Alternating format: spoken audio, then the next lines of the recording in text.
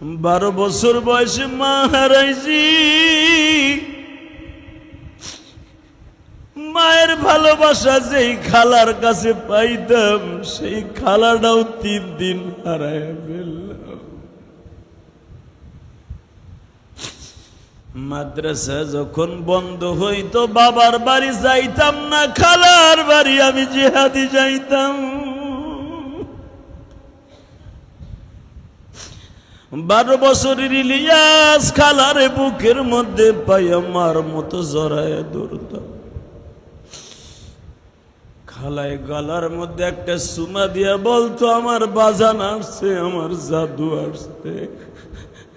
মনের কষ্টগুলা খালার কাছে বলতাম, খালা এইটা খাবো, এইটা খাবো।